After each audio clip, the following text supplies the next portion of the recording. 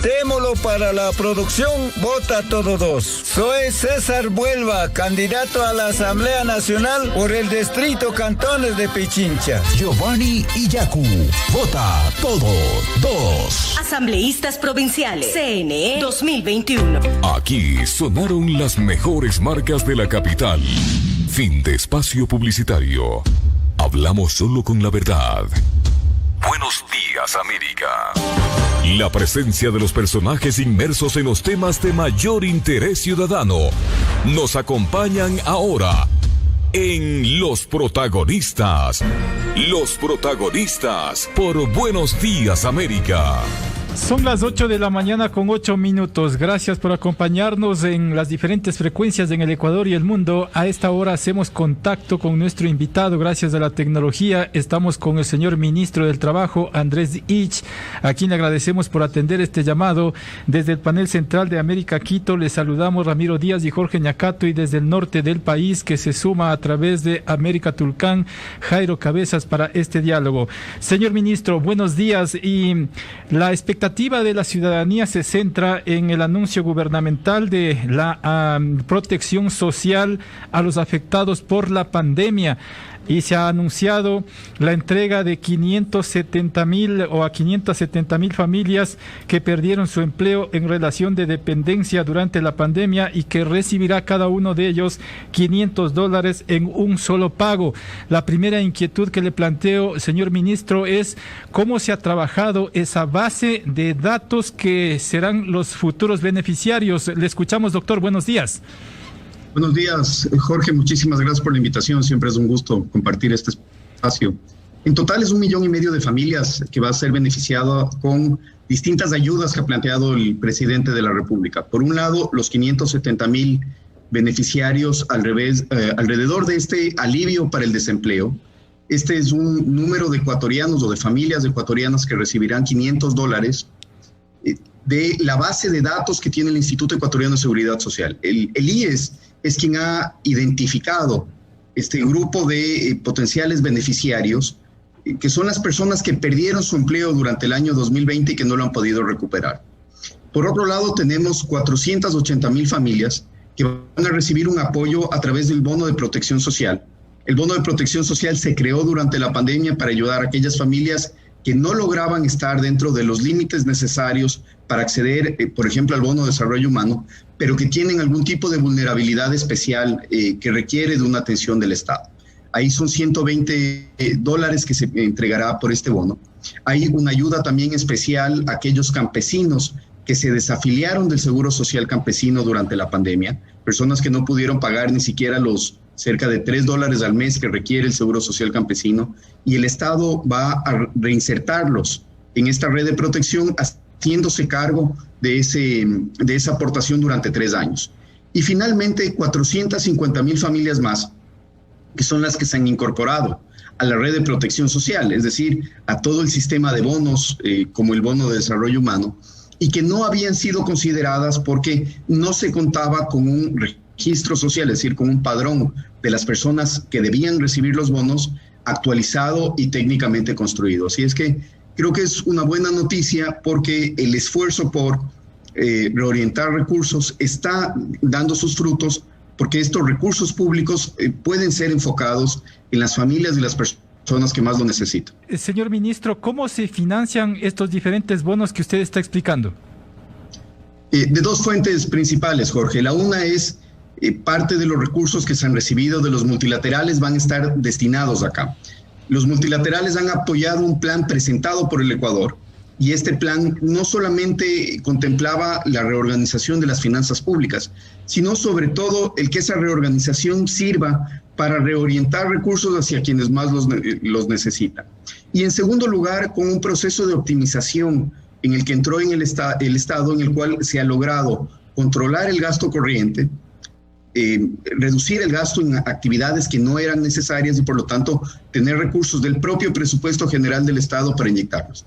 Creo que es importante, Jorge, alrededor de tu pregunta, explicar que aquí no se van a utilizar los recursos del IES, son los recursos del presupuesto general del Estado los que servirán para cubrir tanto el alivio para el desempleo como las otras prestaciones. Se suma a este diálogo, señor ministro, desde el norte de nuestro país, a través de América Tulcán, nuestro colega, compañero Jairo Cabezas. Jairo, buenos días, adelante, por favor. Buenos días, Jorge, Ramiro, buenos días, señor ministro. ¿Cómo están los índices de empleo y subempleo y empleo inadecuado en el país por el efecto de la pandemia? Se rumora que la renuncia del director del INED obedecería a que los datos no serían muy favorables a la gestión del gobierno. ¿Cómo mirar todo este aspecto? No, para nada, es todo lo contrario. ¿Qué es lo que hemos visto? Los datos del INEC han sido muy consistentes con los registros administrativos que podemos ver en el Ministerio del Trabajo. Desde agosto hasta diciembre, esos registros han demostrado una mejoría constante, es decir, cada mes se han creado más empleos de los que se han perdido. Y por lo tanto hemos tenido 5 meses seguidos, desde agosto hasta diciembre, de mejora en relación al mes anterior. Probablemente los datos del INEC, o casi con seguridad los datos del INEC, demuestren esta tendencia, es decir, una mejora en las cifras de empleo y una disminución del desempleo. ¿Qué es lo que ha dicho el INEC? Y aquí también hay que aclarar que es una institución que se maneja de manera autónoma y con una serie de procedimientos técnicos a los cuales nadie más tiene acceso, precisamente para salvaguardar la calidad de los datos. Lo que ha dicho es que ellos están en un proceso de corrección o mejora de algunos factores por recomendación de la propia CEPAL.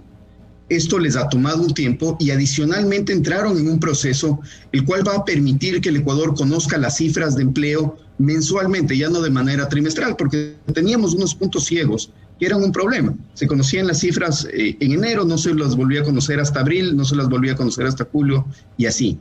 Ahora vamos a tener estos indicadores de manera mensual, lo que va a permitir tomar decisiones mucho más rápidas, comparar además el resultado de muchas de estas decisiones, y creo que es una buena noticia esa para el país, por la transparencia y además por la herramienta que significa para la política pública. La renuncia del director del INEC, tal como él lo ha expresado, es por motivos personales, y de hecho el director del INEC sigue prorrogado en funciones hasta que el CONEC tome la decisión de armar una terna y enviarla al presidente. Por lo tanto, no tiene ninguna relación las dos cosas, y tampoco tiene relación con los posibles resultados de la encuesta, porque ni los conocemos, porque esto es reservado solamente para el INEC, y también porque, como hemos visto, esa trayectoria con seguridad, lo que va a reflejar es también una trayectoria positiva en la encuesta del ENEM. Señor ministro, una precisión nada más en este tema. ¿No se corre el riesgo de errores en la entrega de este bono de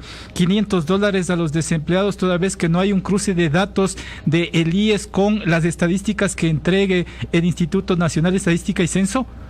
No, Jorge, porque el universo de personas que va a recibir este bono o esta ayuda son las personas que estaban afiliadas al IES y que perdieron su trabajo. Por lo tanto, la única fuente en la cual se tiene que identificar a los beneficiarios es el IES. Todas las personas que están afiliadas al IES pueden ver en su historial cuando se hizo los avisos de entrada y los avisos de salida de toda su historia laboral. Esa base de datos que tiene el IES es la que va a servir para identificar a los beneficiarios. La encuesta del INEC no tiene nada que ver con la entrega de estos alivios, ni tampoco con las decisiones de política pública sobre los bonos. Señor ministro, muy buenos días. Entonces, esto significa que en forma automática quienes han perdido su trabajo y no lo han recuperado recibirán esta ayuda de los $500, pero ¿en qué medida también de estos 570,000 ecuatorianos se aspira a que se reintegren en lo que va de este año a actividades laborales? ¿Qué esfuerzos se están realizando?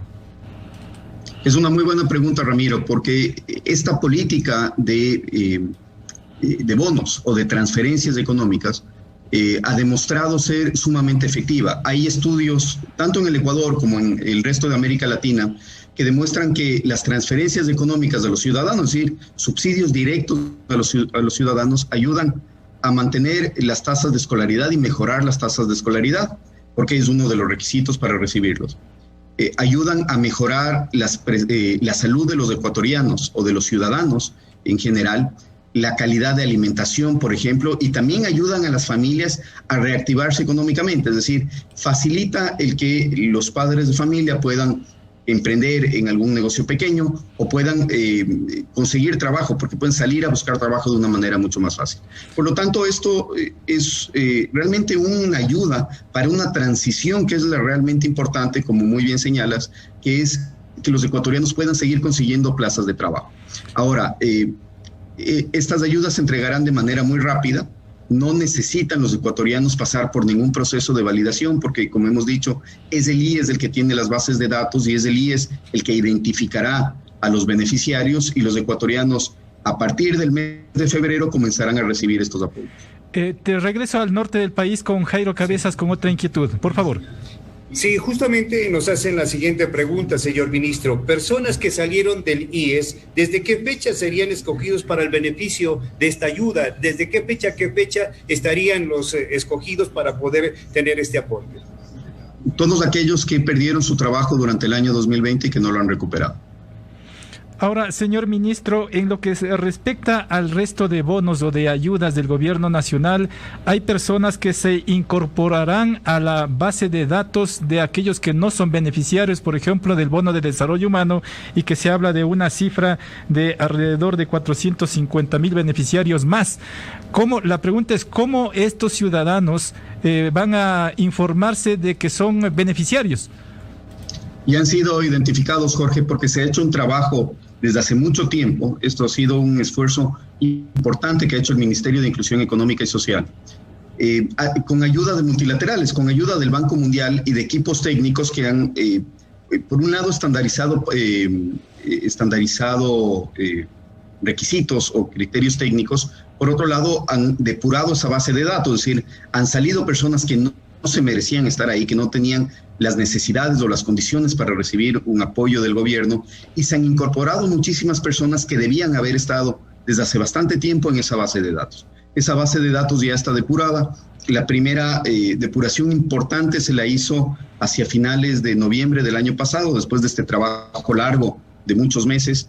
Y la segunda está lista ahora para que desde el mes de febrero ya comiencen a recibir los beneficios. ¿Su explicación significa entonces que sí hubo errores en la base de datos de la entrega de bonos de desarrollo humano, porque también las denuncias algunas orientaban a que estaban fuera teniendo la condición de pobreza para accederlo? Sí, fue público, Jorge, que existieron abusos e inclusive existió falta de transparencia. En algún momento esos casos se judicializaron y están en manos en manos tanto de la Fiscalía como de la Justicia. Y por otro lado, no se había hecho este trabajo que se debió haber hecho durante muchos años. Recordemos que el bono, si no me equivoco, comenzó en el año 2000, pero durante especialmente toda la década anterior se mantuvo un padrón que no estaba depurado. Muchos ecuatorianos que necesitaban el apoyo del Estado a través de estos bonos estaban fuera del padrón o del registro social y por lo tanto no se habían beneficiado, no habían podido tener este apoyo, esta red de protección. Señor ministro, de acuerdo a la información que entregó el señor presidente de la República, se habla de que todo este proceso está encaminado hasta el mes de mayo, ¿no? Cuando asuma el nuevo gobierno, es decir, no quedará nada suelto para que efectivamente todos estos recursos, alrededor de $600 millones, sean utilizados hasta este mes y quede zanjado totalmente con el actual gobierno. Hay dos ayudas, Ramiro, que se comienzan a pagar en febrero y se terminan de pagar entre marzo y abril, que son el bono de protección familiar, es un bono que se entrega por una sola vez de $120 y además del alivio por desempleo, que son los $500. Los otros dos, la ayuda para los campesinos que tuvieron que salir del seguro campesino y que se les ayuda a regresar, y también los nuevos beneficiarios de la red de protección, esos se mantienen de manera permanente. Ellos no es que tienen un beneficio hasta mayo, es un beneficio que se extiende en el tiempo mientras esta condición dure. Perfecto, señor ministro, muy claro en sus explicaciones. Le agradecemos mucho por haber atendido este llamado. Que tenga un excelente día. Igual para ustedes, muchísimas gracias por la invitación. Gracias a nuestro invitado, el señor ministro del Trabajo, Andrés Iches. Son ya las 8:23. También le agradecemos a nuestro colega en el norte del país, Jairo Cabezas. Que también tengas un buen día. 7:08 de la mañana con 23. La presencia de los personajes inmersos en los temas de mayor interés ciudadano nos acompañan ahora. en Los Protagonistas. Los Protagonistas por Buenos Días América. A esta hora, contacto inmediatamente con nuestro siguiente invitado. Se trata